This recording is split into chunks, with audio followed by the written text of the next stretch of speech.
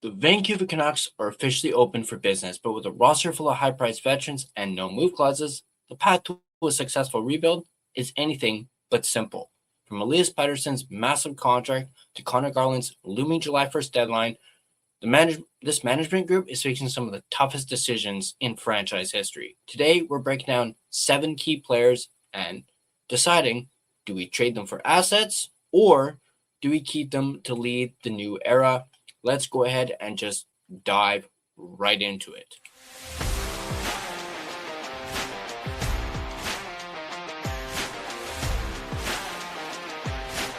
Announcing your play-by-play for the Edmonton Canucks. You got it locked in the line change. A Vancouver Canucks podcast.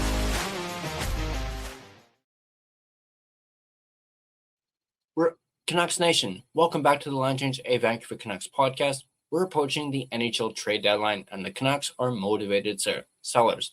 I know you've been hearing that a lot, and you might be sick and tired of hearing that, but it's a reality. It is a reality. It's where we found ourselves at this point in the season. But being a seller is hard when your roster is packed with players in their late 20s on long-term deals with trade protection. Management says they aren't proactively shopping everyone, but at the bottom of the standings, nobody except for maybe, Filip Hronek is truly off the table. Let's start off with these 7 trade or keep veteran cases with, the big one, Elias Pettersson. Let's take a look at the case for keeping him. We know the ceiling. Pettersson has played like a top 10 center before, plus his contract is so front-loaded that by 2030, he's actually a cheap asset for a budget team. Let's take a look at the case for trading him. Has a relationship with the fans soured too much? You tell me. If he isn't the face of the franchise for the next era, the time to move on is now. But having said both of those, let's take a look at the verdict. And for now, we're going to say keep him. There's no rush. His structural sell window in a few years makes him a safer hold than he looks today. Next up, we have Brock Boeser, the longest tenured Canuck. Let's take a look at the case for keeping him. He just signed a long-term deal, and his trade value is currently at an all-time low.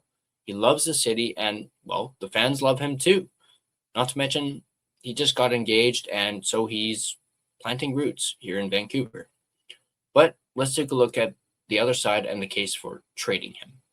He does turn 29 this week. If his skating slows down further than it already is in his 30s, that contract becomes an anchor during our window to compete, which is not so great. But let's take a look at the verdict, and we're going to say keep him and resuscitate his value first, find him a playmaking center, and see if he can find his scoring touch again before exploring the market. Next up, we have Filip Hronek, the quote-unquote untouchable. Let's take a look at the case for keeping him. Management views him as their best skater and leader. He eats minutes and insulates young guys like Z Bouillon. Let's take a look at the case for trading him, just for the sake of it. He's your most valuable trade asset. If the rebuild takes 3 to 4 years, Hronek will be past his peak when you're actually ready to win. But again, we have our verdict, and mostly we're going to say keep. Unless a team offers a, king's ransom for him, his leadership on a young blue line is just too valuable to lose right now. Not to mention, Canucks are kind of eyeing him as the next captain for the team. So that's probably a reason why they don't want to let go of Filip Hronek unless, again, someone has like a king's ransom or absolutely blows them away with an offer. Not to mention, he's made it known he doesn't want to go anywhere. So there's that. So far, we're at 3 for 3 when it comes to the keep column. Will this next veteran change that? Guess let's find out. Connor Garland is the next one, and let's take a look at the case for keeping him. He's a relentless worker and a reliable play driver. That high motor is exactly what you want around rookies. But let's take a look at the case for trading him. His no-move clause kicks in July 1st. If you don't trade him now, you're stuck with 7 no-move clauses on a rebuilding team. And that is something you do not want. So let's take a look at the verdict. We're going to say trade. It's about risk management. You cannot enter a rebuild with your hands tied by that many unmovable contracts. And I've obviously changed my stance on this.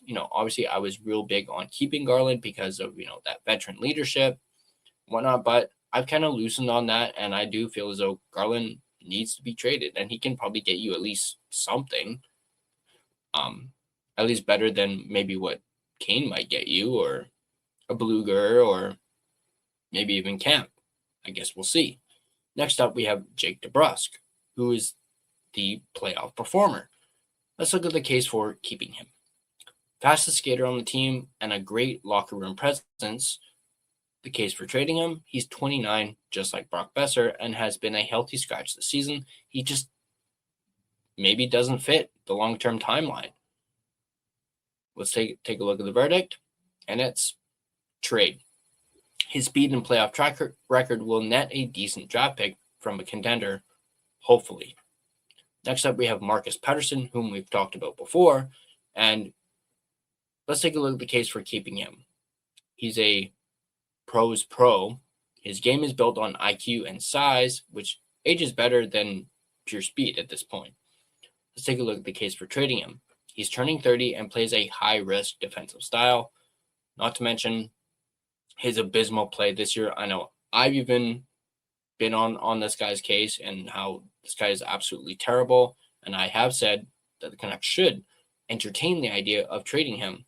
But we're going to say, with our verdict, we're going to say for now, and I absolutely hate to say this, but keep him. Don't sell low after a tough season. Wait 2 years when his contract becomes much easier to move and his no-move clause drops to a 15-team no-trade list. Next up, we have Kevin Lankinen. And let's take a look at the case for keeping him. With Thatcher Demko's health a massive question mark, which is definitely a huge question mark at this point, you need a credible NHL goalie just to stay competitive. And Lankinen gives that to you. But let's look at the other side and take a look at the case for trading him. Spending $13 million in net for a basement-dwelling team is, well, bad for business. But let's take a look at the verdict, and we're going to go with keep. Given the uncertainty in goal, Lankinen is a necessary safety net for at least another 16 months until his trade protection relaxes somewhat. But I will admit I am not 100% sure on this one, simply because, as you know, I've become a big fan of Tolopilo. And while I'd absolutely hate to see the Canucks go through another Sealaw scenario this summer, then again, the possibility of having 3 goalies next season is there. But it is quite cringeworthy and, though not really ideal to do that. But that may be the path that the Canucks may have to go on if they want to keep Tolopilo around and aren't keen on trading Langton. We all know there's no chance they're trading Demko. So it's literally trade Tolopilo or trade Lankinen. You guys know how I feel. I obviously would pick trade Lankinen, at least in my opinion anyway. Let me know what you guys would do. Would you trade Lankinen or Tolopilo if you had a choice? And it was between just those two. But that being said, the Canucks have to be aggressive, but they also have to be smart.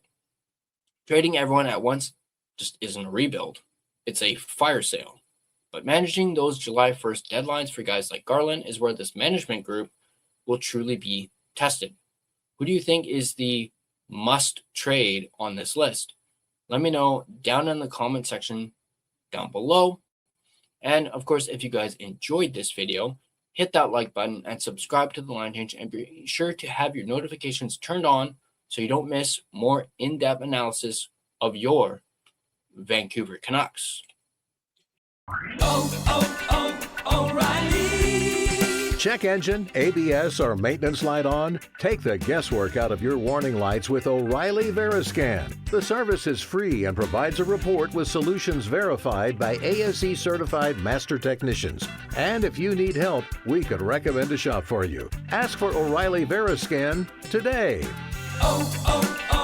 O'Reilly Auto Parts.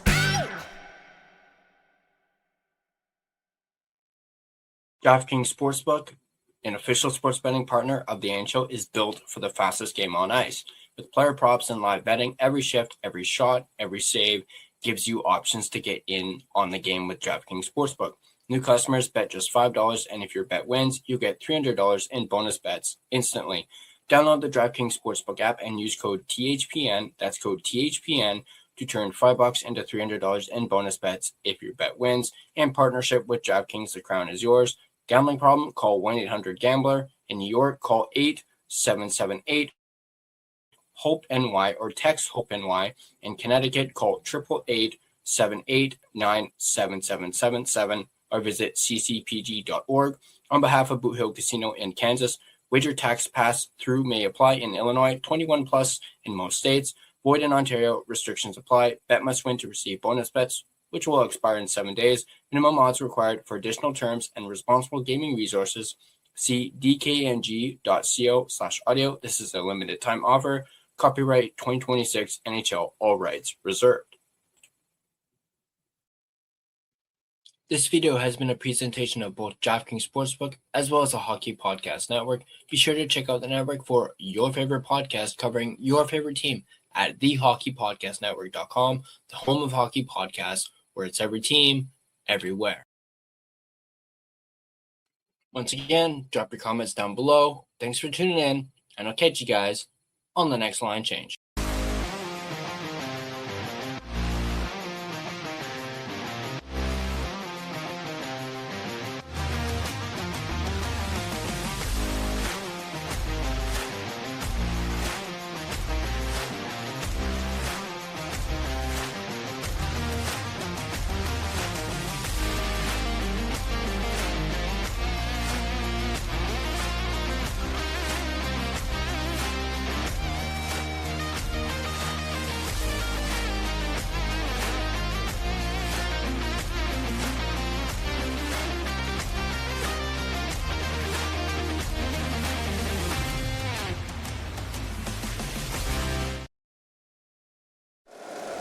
If you like the show, please take a moment to rate, review, and subscribe. It really does help the show to grow. Thank you for listening.